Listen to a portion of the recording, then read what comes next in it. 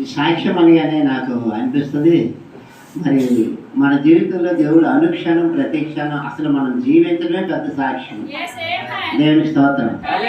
మరి జీవితంలో ఉన్నటువంటి ఒడిదుడుకులు ఏమైనా వచ్చాయి అంటే అది కాదు, కానీ మరి నా విషయం అయితే మాత్రం ప్రత్యేకంగా సుమారు నా 39-40 ఏళ్ళ క్రైస్తవ జీవితంలో నాకు జరిగేది ఒరిగేది ఏమి లేదు. కానీ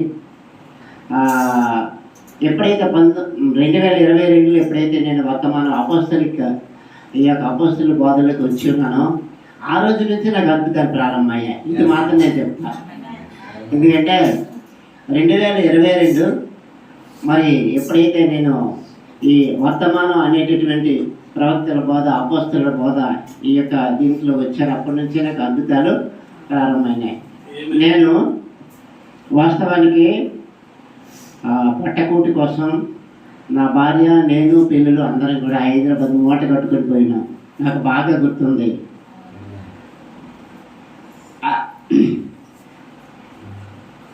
ఆ విషయాన్ని తలంచుకుంటే నాకు చాలా బాధ అనిపిస్తుంది కూడా. ఎందుకంటే అది అంత ఘోరాది ఘోరమైన సంగతి.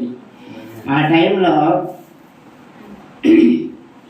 నా భార్య నేను తెలుసు కదా మూటకి ఎట్లా పోతారు, మరి ఆ విధంగా మూటలు కట్టి గోళ్ళు పట్టుకొని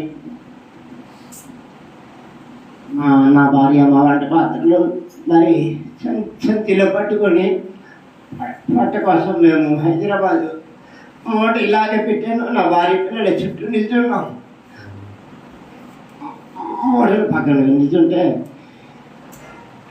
నా దైవజనులు జాన్ గారికి ఫోన్ చేశాను, బ్రదర్ మేము వలసపోతున్నాము, మా కోసం ప్రార్థన చేయండి అని చెప్తున్నాను. వెంటనే బ్రదర్ ఆ మూటలన్నీ అక్కడే ఉన్నాయి, మా భార్య పిల్లలు చుట్టూ ఉన్నాం. బ్రదర్ ప్రార్థన చేసిన వెంబటే మేము మూటలు పట్టుకొని బయలుదేరిపోయినామండి.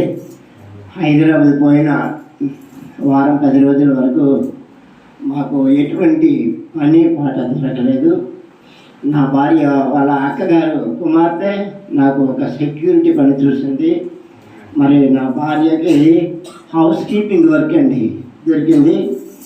మరి దొరికిన తర్వాత ఎప్పుడైతే మేము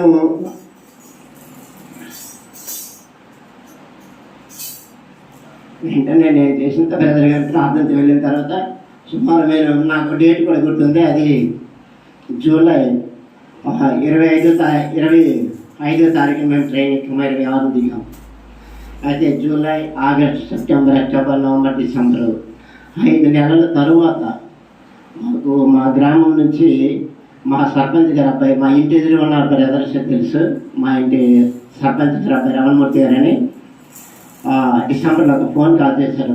అయ్యా, ఇంతకుముందు మీ ఆవిడ ఆశా వర్కర్ పని చేసింది కదా, గ్యాప్ వచ్చేసింది, మరలా దానికోసం చాలామంది పోటీ పడుతున్నారు, చాలామంది మరి ఆ జాబ్ కోసం పెట్టారు, మీరు చేస్తున్నారు కాబట్టి ఆమెకి నేను ప్రయత్నం చేస్తాను, బయోడేటా ఏదైనా పెట్టండి అన్నాడు. వెంటనే మేము బయోడేటా పెట్టిన తర్వాత ఆయన ప్రయత్నాలు ఆయన చేసి సర్పంచ్ గారి ద్వారా అనేక ఇది చేసి నా భార్యకి మరి ఉద్యోగం వచ్చేటట్టు చేశాడు. క్యాండిడేట్ అవసరమైతే చెప్తాను పంపించండి, లేకపోతే పర్వాలేదు అన్నాడు. అన్న తర్వాత నేను వెంటనే అప్పటికే నా రూపాయి కూడా మా జేబులో లేదు, లేకపోతే అప్పుడు మా తెలిసిన వాళ్ళ దగ్గరే ఒక 1000 రూపాయలు అప్పు చేసి నా పెద్ద కుమారుని నా భార్యని ట్రైన్ ఎక్కించి పంపించాను. పంపించిన తర్వాత వెంటనే వచ్చారు. అక్కడికి ఎంతోమంది కూడా ఉద్యోగాన్ని కాంపిటేట్ చేశారు. అనేక మంది ఒత్తిడి ద్వారా ప్రస్తుతం ఉన్న మా సర్పంచ్ గారి ద్వారా మరి పంచాయతీ తీర్మానాలు తీసుకొని ఇన్ని నుంచి చాలా పాటలు పట్ట. అంతకుముందు కూడా నేను చాలాసార్లు ప్రభుత్వ అధికారుల దగ్గరికి మరి కలెక్టర్ గారి దగ్గరికి నా భార్యతో పాటుగా చాలాసార్లు పోవడం జరిగింది.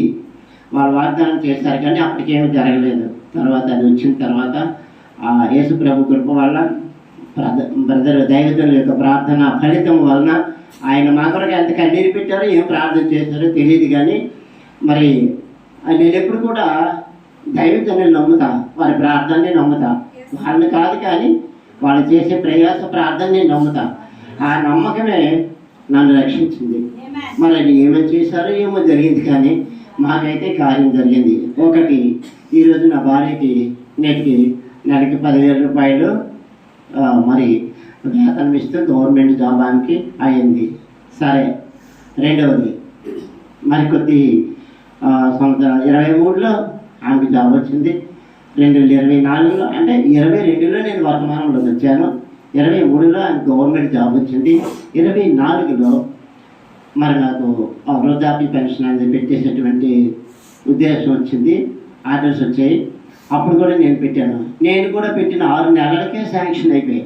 చాలామందికి ఈరోజు పెన్షన్ రాలే. అంటే ఆ దేవుని కృప వలన నా భార్యకి ఒక గవర్నమెంట్ జాబ్ వచ్చింది, నాకు ఒక గవర్నమెంట్ ఉపాధి వచ్చింది. ఇంకా రెండవది 2024, 25 యేసు ప్రభు కృప వలన నా చిన్న కుమారుడు ఇంటర్మీడియట్ డిస్కంటిన్యూ చేసిన తర్వాత అయితే మరి అప్రెంటిస్ చేశాడు. అది మెకానిక్. ఆ మెకానిక్లో మరి నోటిఫికేషన్ పడిన తర్వాత నేనే నా కుమారుడికి ఫోన్ చేస్తూ అప్లై చేశాడు. వాడికి ఈరోజు గవర్నమెంట్ డిపార్ట్మెంట్ ఆర్టీసీలో అప్రెంటిస్ వచ్చింది. ప్రస్తుతం వైజాగ్లోనే మరి ఆ యొక్క మధురవాడ డిపోలో నా చిన్న కొడుకు ఆర్టీసీలో అప్రెంటిస్ చేస్తున్నాడు, అంటే ట్రైనింగ్ అవుతున్నాడు. వాడికి కూడా గవర్నమెంట్ 6,000 7,000 అంత ఇస్తున్నట్టుంది. మరి అది కూడా అది నేను చెప్పుకోవాలంటే నాకు ఒకటి, నా భార్యది గవర్నమెంట్ సైడు, నాది గవర్నమెంట్ సైడు, మరి నా చిన్న కుమారుడు కూడా గవర్నమెంట్ సైడు. అయితే నా పెద్ద కుమారుడు చిన్న తప్పిదం వలన వాడికి మంచి లైఫ్ రావాల్సింది. కానీ మరి ఆ టైంకి విన్నందువలన ఇప్పుడు హైదరాబాద్లో ఏదో ప్రైవేట్ జాబ్ చేసుకుంటున్నాడు. అయితే ఇప్పటికీ నాకు ఉన్నటువంటి ఆశ్చర్యకార్యాలు, అద్భుత కార్యాలు ఎంత ఉన్నప్పటికీ మరి నా మనసులో ఒక కొరత ఉంది. ఏమిటంటే మరి పిల్లలు, నా భార్య, సంఘముతోని దైవజనుని నాకులాగా మీకులాగా అంటికట్టుంటే బాగుండు. అది నాకు కొరత. ప్రార్థన చేయండి. నా చింతని, నా విచారాన్ని ఎంతైతే నేను చింతించానో ఆ చింత, ఆ విరిగిన హృదయం నా పిల్లలకి, భార్యకి ఇవ్వాలని దయచేసి ప్రార్థన చేయండి. నేను ఇక్కడ మాట్లాడుతున్నా. ప్రార్థన తప్ప మీరు అందరూ కూడా బ్రదర్ ఇప్పుడు అడుగుతున్నారు, సంఘం ప్రార్థిస్తే వాళ్ళకి ఏదో సంఖ్యలో ఉన్నారు, దయచేసి విడిపించండి. అందుకే నాకు పాపం వచ్చి ఒక్కోసారి నా భార్యకి నేను అంటుంటే, నువ్వు శపిస్తావా అంటారు. శపించే కదా అమ్మాయి, ఇది హెచ్చరిక లేదా గద్దింపు అంటాను నేను. ఏంటంటే దేవుడు చేసిన వేలు మనం ఏది కూడా మర్చిపోకూడదు. సంఘానికి రావడంలో కానీ, మరి సంఘ పెద్దకి సహకరించడంలో కానీ, దైవజనుని గౌరవించడంలో కానీ, మరి మందిరంలో కూర్చొని చక్కగా క్రమశిక్షణతో మనం ఆరాధించడం కానీ, ఇవన్నీ విధులండి. కానీ చాలామంది అంటారు, ఈ విధులు కానీ పాటించకపోతే నీకు ఎటువంటి అవకాశాలు దేవుడు ఇవ్వడు. మరి నాకు ఈరోజు ఇచ్చాడనేది ఆనందం కాదు, కానీ నాకు ఇప్పటికీ భయమే. నేను ఎక్కడ తప్పిపోతున్నానేమో, నేను ఎక్కడ ఇదవుతున్నానేమో, నాకైతే భయం. బయటికి కనిపిస్తాను కానీ ఆత్మీయమైన భయం నాకు ఎప్పుడు ఉంటుంది. కానీ సమాజంలో అట్లా కనిపిస్తాను. ఎందుకు? దేవుణ్ణి బట్టి నేను భయపడతాను, సమాజాన్ని బట్టి ధైర్యం ఉంటాను. ఎందుకంటే ఆయన ఉన్నాడు, ఏదో నన్ను నడిపిస్తాడని. కాబట్టి నా వెంట ఎంత కన్నీటి వ్యాధి ఉందో, నా ముందు అటువంటి శుభకార్యాలు దేవుడు చేశాడు. దేవుడి స్తోత్రం. ఈ ఒక్క సంగీతం మాత్రమే చెప్తాను.